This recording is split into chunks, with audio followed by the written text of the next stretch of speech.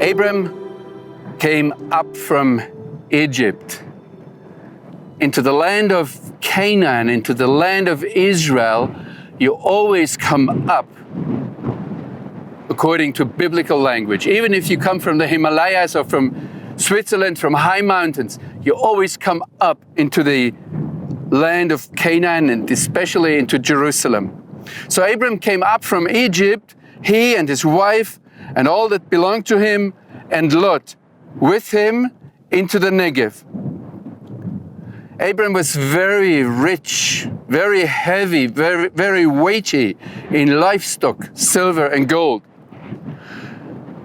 And he went on his trips from the Negev in the south, where it is desert, as far as Beit El, which is in the center of the country, up to the place where his tent had been in the beginning, between Beit El and Ai. Up to the place where he had made an altar at the first, near Shechem, near Nablus today. And there Abram called upon the name of the Lord. And also Lot, who went with Abram, had sheep, cattle, and tents. Now in the language here, the rabbis discovered that something has changed from verse 1 to verse 5. It's just two letters, and both are translated with the little word with in English, but they're written differently in Hebrew. And the rabbis say we see here that the attitude of Lot towards Abram slowly but surely changes. And now it says in verse 6, but the land was not able to tolerate both of them together, for their possessions were immense, that they could not dwell together. Twice here appears the word together, and the Hebrew original signifies something that means a togetherness, a unity. And this unity is getting lost. Today, in this country, many more people live as at the time of Abram, and still the land obviously is able to support them.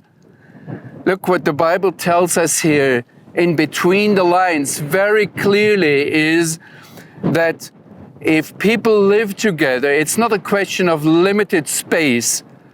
It's a question of their spiritual condition, and it is especially a question of their relationship to each other. So we see slowly in the text here that the relationship between Abram and Lot deteriorates. And it says now that developed a strife between the herdsmen of Abram's livestock and the herdsmen of Lot's livestock. And then it says, and furthermore, the Canaanites and the Perizzites were dwelling in the land at that time. It's very interesting. The land cannot bear brothers who quarrel. And if that happens, that the brothers are not living in unity anymore, then all of a sudden the original inhabitants become very important. What is also interesting here in this whole story is that in the quarrel between the brothers, the rights of existence and especially also ownership of the original inhabitants is never questioned. They're out of the equation. And what happens now, the Bible just tells us, is that the one to whom the land was promised, he comes up and he is the one who says, I offer to you the land. It's very interesting. Pay attention to that. They could have come and quarreled and said, now we drive out the indigenous people, the Perizzites, the Canaanites, whoever is there. We need more land. It's not even a discussion. Or Abram could have told Lot, you go out. No, it's Abram who is our example, who is able to give up what the Lord has promised to him, or part of it. Abram said to Lot, let there not be strife between you and me, and between your herdsmen and my herdsmen, for we are brothers. Is not the whole land before you? Separate yourselves from me. If you turn left, I will go to the right. If you turn right, I will go to the left.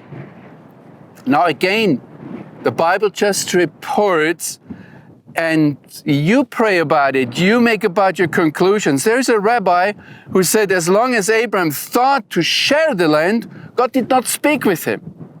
And it's true, it just tells us that there was no involvement of God. He let Abraham make and go his way. Now Lot lifted up his eyes.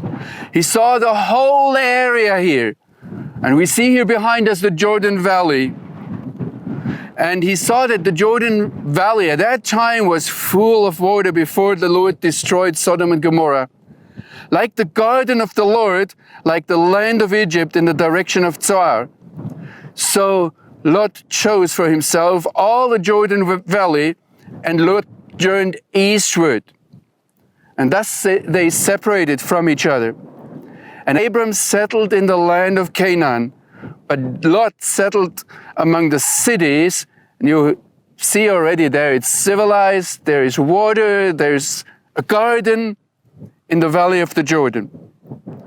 And pitched his tent down near Sodom, but the people of Sodom were wicked, great sinners against the Lord. Now, whether we like it or whether we don't like it, there is no judgment on Abraham that he divided the land for the sake of peace. He actually did there something what we would call today, he gave up land in order to preserve the peace. And I just have to report that to you, like the Bible does, without saying now this was right or wrong. I personally think that we should consider both sides. Yes, the Lord promised this land to Abraham and his descendants, and Lot was not one of them. On the other hand, Abraham was to be a blessing, for the people around, and in the end a blessing for all families of the earth. And he was ready to even sacrifice for the peace sake the land.